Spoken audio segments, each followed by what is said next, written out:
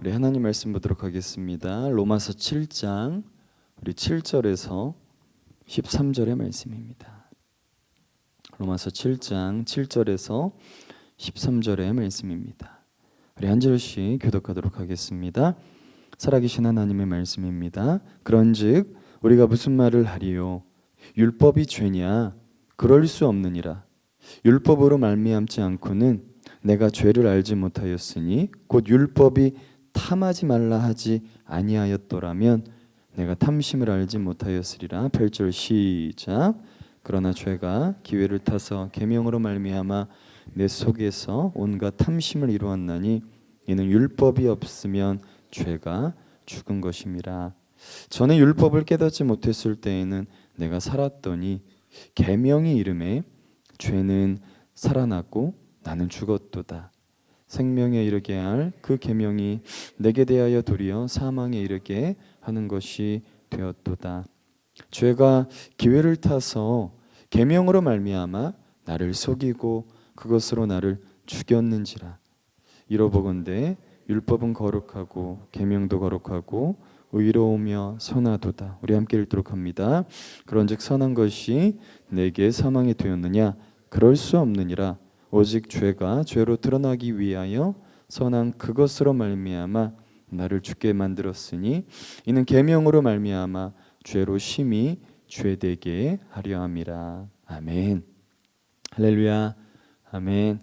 오늘 하루도 우리 모두가 말씀 충만하여 성령 충만할 수 있기를 간절히 소망합니다. 아멘. 저는 본문 말씀을 가지고 성령 안에서의 율법, 성령 안에서의 율법이란 제목으로 함께 하나님의 말씀을 나누도록 하겠습니다. 여러분, 저희 교회에 정말 세계적으로 유명한 바리톤이 있습니다. 예, 누군지 아시죠? 예. 이 형제가 한 번은 저에게 이렇게 이야기를 하는 거예요. 목사님, 예, 목에 힘을 빼셔야 합니다. 예. 어깨에 힘이 이렇게 들어간 게 아니라 목에 힘을 빼야 된다라는 거예요. 그렇게 찬양하면 목사님 금방 목 나가요. 저에게 이렇게 이야기를 하는 거예요. 여러분, 분명히 소리는 어디서 나오는 겁니까? 예, 목에서 나오는데 좋은 목소리를 내려면 목에 힘을 빼야 한다라고 합니다. 운동도 마찬가지죠. 여러분, 운동하시죠? 운동하셔야 됩니다. 예, 나이가 들수록 근육이 있어야 돼요. 예, 운동도 마찬가지예요. 야구공 아시죠? 야구공은 신체 어느 부위를 이용해서 던지나요? 발이나요? 아니죠. 예, 팔로, 어깨로 야구공을 던지는 것입니다. 그런데요, 원하는 곳에 정확히 던지기 위해서는요, 팔에 힘을 빼야 한다라는 거예요. 참 희한하죠? 우리는 삶 가운데 힘든 일이 생기면 내 자아라는, 내 이성과 경험이라는 힘이 들어가게 됩니다. 그 상황을 마주하기도 전에 긴장하고 조급해하면서 어떻게 해결할지 전전긍긍하는 우리의 모습을 보게 되는 것이죠. 그런데 힘들 때 힘을 주면 어떻게 되나요? 더 힘이 든다는 겁니다. 힘들 때 힘을 내가 막 줘요. 내 어떤 이성이라는, 경험이라는, 내 자아라는, 그렇게 되면 더 힘이 든다는 겁니다. 힘을 빼야지만, 좀 더 정확히 이야기하면 힘을 이동시켜야만 힘든 시간을 견디고 버티고 그리고 결국에는 승리할 수 있는 것입니다. 여러분, 신앙생활도 마찬가지입니다. 신앙생활은 내 능력이 아니라 하나님의 능력을 의지하는 것에 힘을 주는 거예요. 나에게 힘을 주는 것이 아니라 누구에게 힘을 주는 거라고요? 아멘. 하나님의 능력을 의지하는 것에 내 힘을 주는 것이 신앙생활입니다. 인생의 어려움과 눈물이 있을 때 하나님을 더 의지하고 더 예배하고 더 감사하는 것에 우리의 힘을 실어야 합니다. 우리의 힘을 온전히 주님께 주면 하나님이 그 고난과 고통을 이길 수 있는 힘을 우리에게 주시는 줄 믿습니다. 아멘. 믿음의 여정 가운데 우리가 지을 수 있는 여러분 죄를 대할 때도 동일합니다. 하나님의 자녀가 되었어요. 하나님께서 우리를 의인이라 칭해 주십니다. 그런데 이 믿음의 여정 가운데 우리가 죄를 짓나요? 안 짓나요? 저요. 예. 믿음의 여정 가운데 우리가 죄를 짓죠. 그러나 죄를 지을 때에도 동일합니다. 우리는 우리의 연약함으로 죄를 지었을 때에 율법에 우리의 시선을 두고 힘을 두려고 한다는 거예요. 그리고 그 율법을 무기 삼아서 나를 정죄하기도 하지만 아유 이 못난 놈, 하나님의 자녀가 이러면 돼? 라고 하면서 자책도 하지만 그 율법을 무기 삼아서 누구를 정죄하기도 하나요? 남을 정죄하기도 합니다. 율법을 잘 지키면 믿음이 좋은 사람이고 율법을 잘 못 지키면 믿음이 없는 사람으로까지 치부해 버리기도 하죠. 여러분, 우리는 율법과 성령이 서로 모순되는 것인 양 생각하지만 절대 그렇지 않습니다. 하나님께서 주신 율법이 있고 우리 안에 내 안에 내주하시는 뭐가 있습니까? 성령 하나님이 있잖아요. 그런데 우리는 이 율법과 내 안에 내주하시는 성령이 서로 모순되는 것인 양 생각한다라는 거예요. 그런데 절대 그렇지 않습니다. 여러분, 우리 심령 속에 율법을 알려주시고 기록하신 분이 누구인가요? 우리 안에 내주하시는 성령 하나님이시기에 율법은 성령과 모순되는 것이 아니라 함께 가는 것입니다. 언제 함께 갈 수 있나요? 성령 하나님을 내가 온전히 의지할 때만 가능한 줄 믿습니다. 좀 더 쉽게 이야기하면 매일매일의 삶 가운데 우리가 성령님을 의지하면 우리가 율법을 따를 수 있는 거예요. 하나님께서 말씀하신 그 법을 내가 지킬 수 있게 되는 것입니다. 그렇다면 하나님의 자녀로서 하나님이 주신 율법을 어떻게 바라보고 어떻게 이 믿음의 여정 가운데 승리할 수 있는지 우리 말씀을 통해 함께 같이 알아가 보도록 하겠습니다. 우리 지난 시간에 뭐에 대해서 혹시 배웠는지 기억하십니까? 로마서? 할렐루야. 오늘 7장이니까 지난 시간에 뭐 배웠어요? 7에서 하나 빼면 6이죠. 6장을 할렐루야 살펴보았는데 로마서 6장에서 강조하는 것은 무엇이었습니까? 예수와 우리와의 연합이었습니다. 무슨 말이냐면 예수 그리스도의 십자가 죽음과 부활에 우리가 믿음으로 연합하여서 예수님께서 2000년 전에 십자가에서 죽으신 것이잖아요. 그런데 우리가 믿음으로 그 예수 그리스도의 죽음에 연합이 되어서 죄에 대해서는 죽고 의에 대해서는 살아있는 삶을 살겠다라고 선포하며 고백하는 것입니다. 우리가 죽었으므로 죽음이 우리를 율법이 왕노릇하는 영역에서 벗어나게 한 것이에요. 무엇이요? 죽음이. 예수님께서 2000년 전에 십자가 위에서 죽었는데 우리가 믿음으로 그 죽음에 연합이 되었잖아요. 누가 죽은 거예요? 내가 죽은 겁니다. 믿음으로, 그죠? 그렇기 때문에 율법이 왕노릇하는 영역에서 벗어나게 되었어요. 우리는 더 이상 율법 아래에 있지 않고 하나님의 은혜 아래에 있는 자들인 줄 믿습니다. 자, 질문입니다. 그렇다면 율법이 지금도 하나님의 자녀들에게 구속력을 갖고 있는가?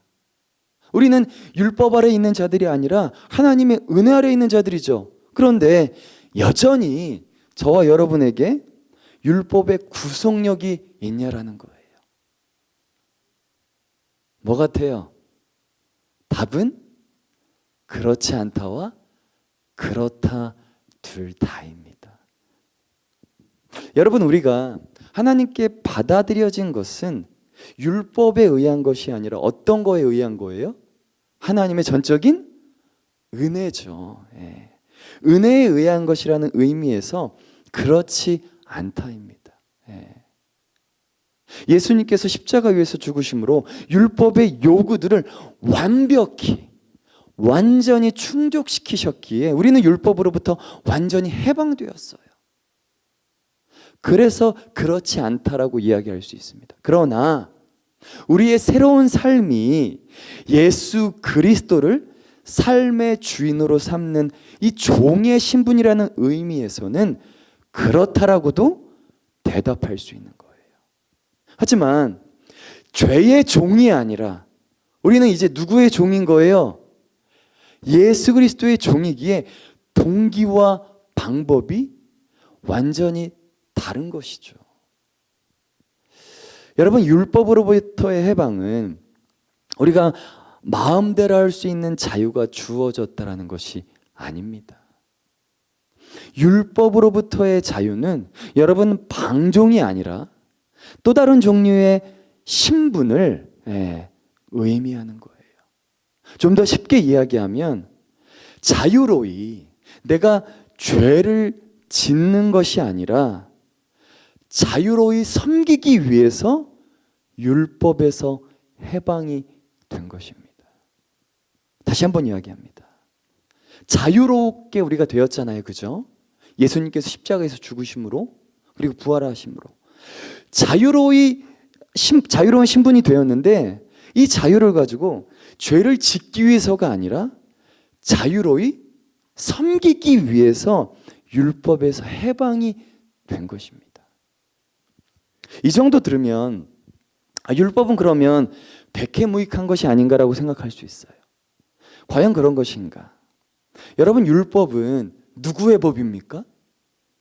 인간의 법인가요? 아니죠. 하나님의 법입니다. 율법은 하나님의 법이기 때문에 완전하고 선한 것입니다. 인간이 율법을 오해한 것은 율법 그 자체가 아니라 율법의 행위 때문이에요. 율법에는 크게 세 가지의 기능이 있는데 첫 번째는 율법은 죄를 폭로한다는 것입니다. 한번 저를 따라해 주시겠습니까? 율법은 죄를 폭로합니다.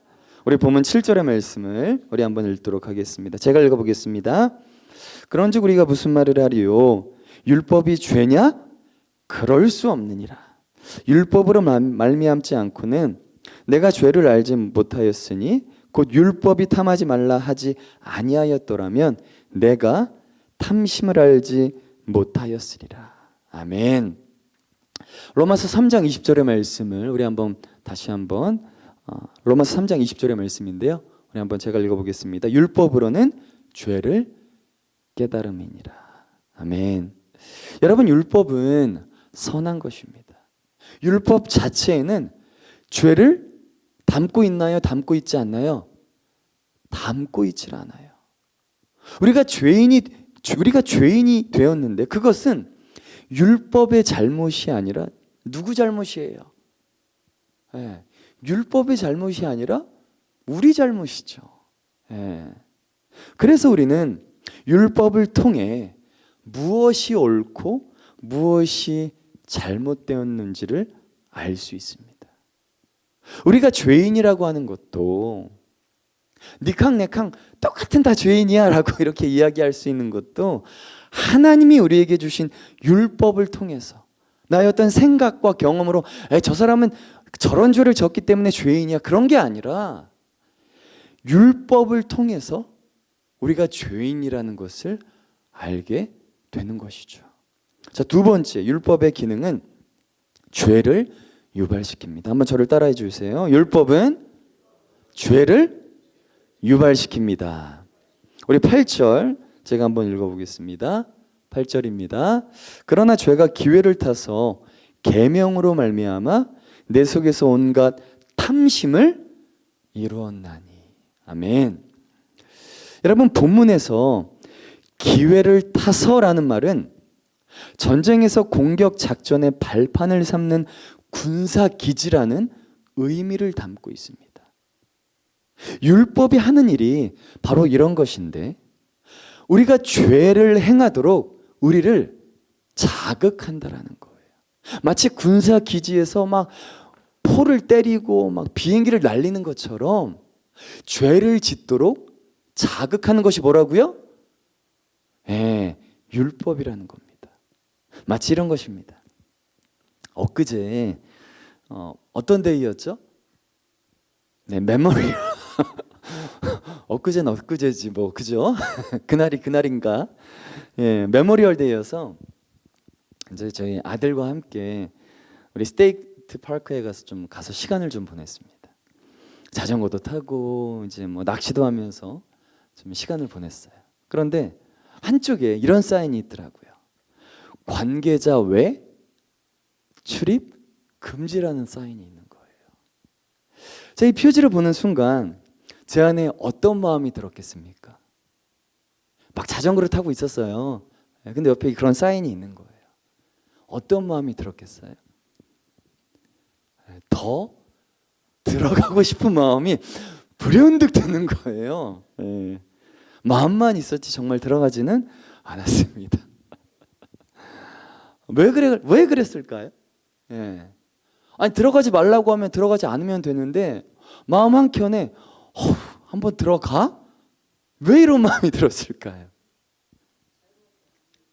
하지 말라고 하면 더 하게 되는, 정반대가 되는 행동을 하는 마음이 우리 가운데 들잖아요. 이것이 율법의 또 다른 기능이라는 것입니다. 첫 번째, 죄를 폭로하고, 두 번째, 죄를 자극하고 유발시킨다. 자, 세 번째, 저를 한번 따라해 주세요. 율법은 죄를 정죄합니다. 자, 우리 로마서 7장 9절의 말씀 한번 제가 읽어보겠습니다. 전에 율법을 깨닫지 못했을 때에는 내가 살았더니 계명이 이름에 죄는 살아나고 나는 죽었도다. 아멘. 여러분, 사도 바울은 생명을 약속했던 그 계명이, 다시 말하면 율법이죠. 율법이 도리어 죽음을 초래했다라고 합니다. 율법은 이를 지키지 못하는 사람들에게는 죄를 드러낼 뿐만 아니라 그 죄를 정죄하는 기능이 있다라는 거예요. 왜 그런가요? 하나님이 주신 율법 자체는 죄가 없기에 의로운 것이며, 그리고 선한 것이기에 죄를 어떻게 할 수 있어요? 정죄할 수 있다는 것입니다. 여러분, 율법은 죄가 아니라 옳고 그른 것을 구별해주는 눈금이자 경계인 거예요. 저희 믿음의 공동체가 올 한 달 동안 어느 나라를 위해서 기도하고 있죠? 인도네시아를 위해서 기도하고 있는데요. 인도네시아에 한번 이런 일이 있었다고 합니다. 한 이슬람을 믿는 그 마을에 간음죄를 정죄하려고 하는, 제정하려고 하는 이 지도자가 있었는데요. 그 자신이, 이맘이죠, 영적인 리더십, 그 이맘이 그 간음죄에 걸려 넘어졌다라는 그런 이야기를 제가 뉴스를 통해서 한번 듣게 되었어요.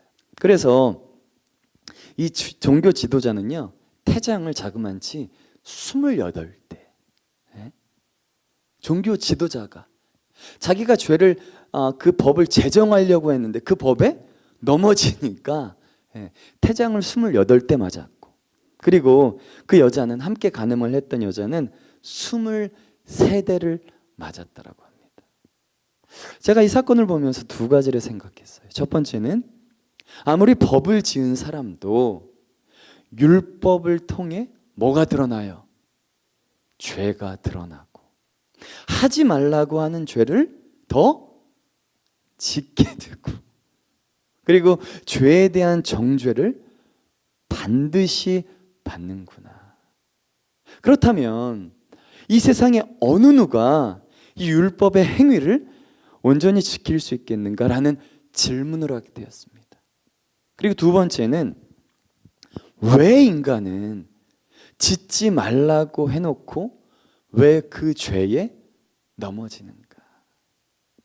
아니, 그냥 일반인이면 몰라. 그런데 그 법을 제정하려고 했던 자가 그 법에 넘어진 거예요. 죄를 지어서.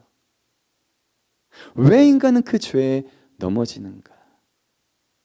여러분, 우리는 죄를 지어서 죄인인가요? 아니면 죄인이기 때문에 죄를 짓나요? 우리는 죄를 지어서 죄인이 아니라 태어날 때부터 태생 자체가 죄인이기 때문에 죄를 짓는 거예요. 아담과 하와는 죄를 지어서 죄인이 되었지만 저와 여러분은 이미 죄인이기 때문에 죄를 짓고 그 죄에 늘 넘어지는 것입니다. 여러분, 이것이 율법의 한계입니다. 율법은 죄를 진단해 줄 수는 있어도 그 죄를 치료해 줄 수는 없어요. 죄를 정죄할 수는 있어도 그 죄의 근본적인 치료책은 될 수가 없습니다. 마치 이런 것입니다. 여러분, 의학적으로 사람들이 돌아가시는 그런 원인을 살펴보면 자살이나 사고로 죽는 경우를 제외하면 대부분요, 요즘은요, 암으로 죽는 경우가 참 많다라고 합니다. 그래서 요즘은 좀 몸에 어딘가 아프기만 하면 어떤 생각이 들어요? 불현듯 암이 아닌가? 그러면서 막 그 병원 가서 종합검진 받고 막 그러시잖아요. 그렇게 걱정하는 사람들이 참 많아졌습니다. 여러분, 현대 의학이 발전한 것 같지만 이 암을 초기에 발견하지 않으면 거의 대부분이 5년 이상을 넘기기가 어렵다라고 합니다. 지금도 이런데 여러분 한번 생각해 보세요. 예전에 암에 대한 자료나 설명이 없었던 때에는 아마도 참 많은 사람들이 병명도 알지 못하고 삶을 마쳤을 거예요.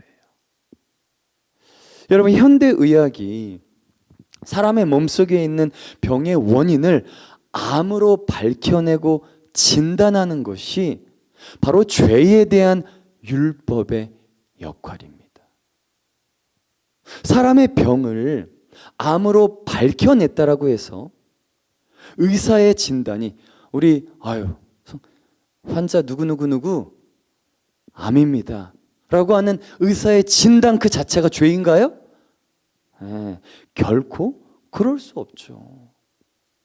그런데 우리가 한 번 더 생각해 봐야 하는 건 의사의 진단이 죄가 아니지만 그렇다고 병을 고치고 환자를 살리게 하는 것도 아닙니다. 암을 발견하고 진단을 했어요. 근데 그 진단 자체가 병을 고치고 환자를 살리게 할 수 있나요? 아니죠. 환자를 살리게 하는 것은 의사의 치료이고 그리고 나을 것이라는 확신과 그리고 믿음의 기도가 필요한 것이죠. 우리 인간에게는 여러분 죄라는 병이 있습니다. 율법은 이 죄가 우리를 하나님께로부터 멀어지게 하고 우리를 죽게 하는 병이라고 밝히는 의사의 진단과도 같은 거예요. 그러나 의사의 진단 그 자체가 환자를 죽게 하는 것도 아니고 그렇다고 살리게 하는 것도 아니듯이 저와 여러분의 죄를 죄로 진단하는 율법도 우리를 죽게 하거나 살게 하는 역할을 하지는 못한다라는 것입니다. 여러분, 율법은 행하라 그러면 살겠다라고 하는 어떤 조건적인 약속을 계속해서 제시했습니다. 그 약속은 우리가 말 그대로 이해하면 율법이 생명에 이르게 할 방법이 됨을 보이는 것 같아요. 하나님께서 주신 그 율법을 내가 온전히 다 지키면 구원을 이룰 수 있구나라고 생각할 수 있죠. 사실 우리가 율법을 온전히 행할 수만 있다면 우리는 율법을 통해서 생명을 이룰 수 있습니다. 그러나 이 세상에 어느 누구도 그 율법을 온전히 지킬 수 있는 자가 있나요, 없나요? 없습니다. 그런 존재는 이 땅 가운데 없어요. 우리는 단지 율법을 통해 우리 자신이 정말 얼마나 심각한 죄인인지를 깨달을 수 있고, 그리고 우리의 죄는 율법과 계명으로 기회를 타서 사람으로 하여금 죄를 짓게 하였고 우리를 죽게 할 뿐이다라는 것을 알게 하는 거예요. 여러분, 태양이 뜨면 태양을 봐야 하는데 그때부터 무엇이 보이기 시작합니까? 나와 상대방의 허물들이 보이기 시작합니다. 태양이 뜨면 이렇게 태양을 봐야 되는데 태양을 보는 것이 아니라 입에 뭐가 묻었네, 머리가 왜 이래, 보이니까 이제 옷을 막 정돈하고 막 입잖아요.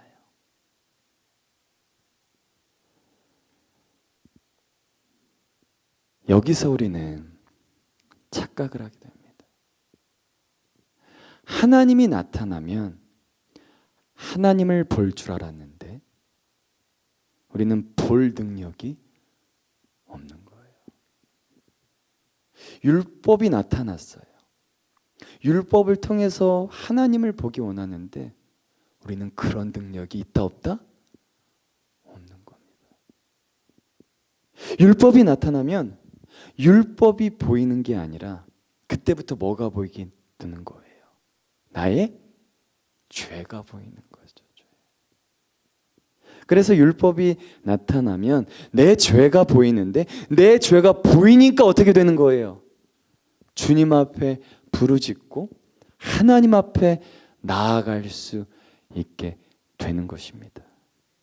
여러분, 사도 바울은 우리가 읽었던 7절부터 13절에서 불신자로서 율법을 지킬 수 없다라는 것을 보여주고 있습니다. 그리고 14절부터 로마서 7장 14절부터 25절까지는 그리스도를 믿는 하나님의 자녀라고 하더라도 혼자서는, 여러분, 은혜로 믿음으로 말미암아 구원의 선물을 얻게 된 하나님의 자녀가 되었어요. 그러나 하나님의 자녀가 되더라도 혼자서는 여전히 율법을 지킬 수 없는 것을 보여주고 있습니다. 사도 바울은 율법이 선하다고 인정하고 이제는 율법을 즐거워하며 지키고 싶다라고 고백하고 있어요. 이런 고백은 예수님을 알기 전에는 불가능했던 고백이었습니다. 그러나 성령의 능력으로 자신의 타락한 본성을 정복하지 못하게 되면, 여러분, 회심 이후에도 우리의 육신의 연약함은 우리를 멸망으로 이끌 수 있다라는 거예요. 그래서 하나님을 믿고 난 이후에도 우리의 육신은 절망적으로 악하다라는 사실을 정직하고 그리고 겸손하게 인정하는 것이 너무나 중요한 것입니다. 이것이 주님을 닮아가는 그 과정의 첫 번째 단계인 거예요.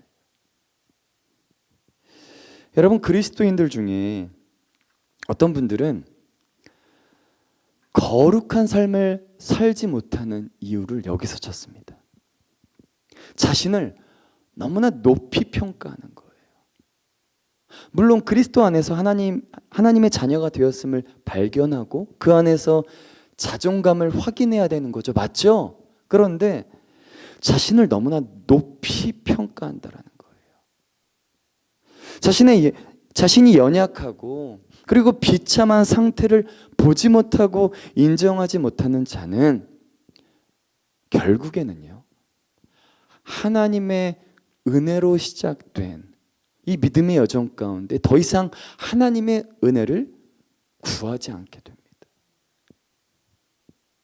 그래서 성령의 능력으로 주님을 닮아가는 유일한 방법과 유일한 길은 자신의 능력에 대해 절망하는 것에서 시작하는 것인 줄 믿습니다. 아멘.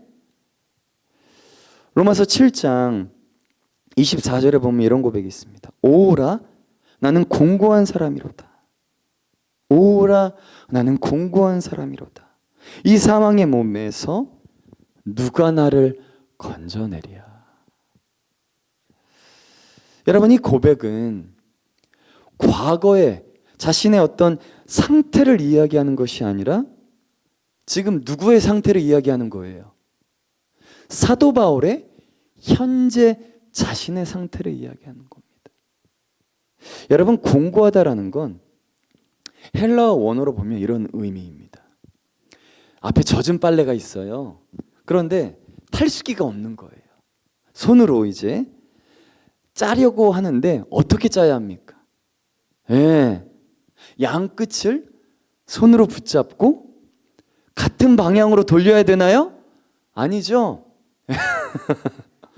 반대로 돌리게 되는데 그렇게 되면 이제 빨래에 있는 물기가 쫙 빠지죠.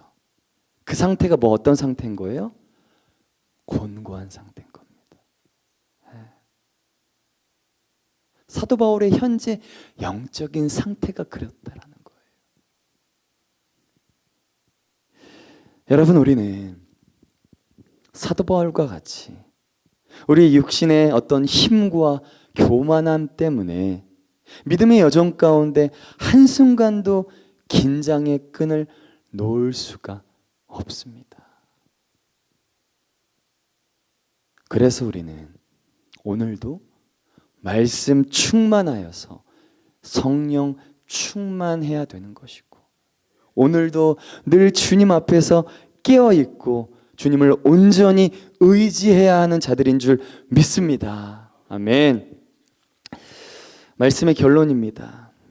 여러분, 로마서는 이 모든 일을 예수 그리스도께서, 하나님의 아들 하나님께서 이미 2000년 전에 다 이루셨다라고 고백합니다. 하나님의 아들 예수 그리스도께서 천상에 계신 것이 아니라 우리의 죽음의 자리까지 함께 하셨기에 우리는 이제 하나님의 임재 속에 있을 수 있게 되었고, 더 이상 죄 아래 종노릇하지 않는 자가 되었다라고 이렇게 고백하고 있어요. 그냥 죄 짓지 말라는 권면 정도가 아니라요, 우리의 인생이 얼마나 멋지냐, 정말 주님 안에서 그 영광스러운 기회를 맛보고 성령 충만함으로 한번 멋지게 살아보라 라고 이렇게 이야기합니다. 성령 하나님이, 내 안에 내주하시는 성령 하나님께서 우리에게 오늘 하루도 하나님의 자녀로서 살 수 있게 하는 줄 믿습니다. 그리고 더 이상 내가 율법을 피하는, 하나님께서 나에게 하라고 하신 그런 하나님의 율법들을 피하는 인생이 아니라 내 자유의지를 가지고 순종함을 가지고 율법을 넉넉히 선택하면서 순종하면서 그렇게 주님을 닮아가는 거룩한 삶을 우리 모두가 살게 되는 줄 믿습니다. 아멘. 우리 시간 함께 같이 찬양하고 기도하기 원합니다. 여러분, 율법은 행하라, 그러면 너에게 구원이 있을 것이다 라고 이야기합니다. 그러나 하나님께서 우리 가운데 예수 그리스도를 통해서 주신 복음은 무엇입니까? 살았으니, 너희가 구원을 받았으니 이제는 행하라 있는 겁니다. 우리가 하나님께서 허락하신 그런 수많은 것들이 있습니다. 여러분, 그것을 지켜야지만 우리가 좋은 사람, 믿음의 사람, 구원의 자녀가 되는 것이 아니에요. 이미 믿음의 사람이 되었기에, 이미 믿음으로 하나님의 자녀가 되었기에 넉넉히 지키며 행할 수 있게 된 것입니다. 여러분, 나는 그렇게 할 수 없습니다.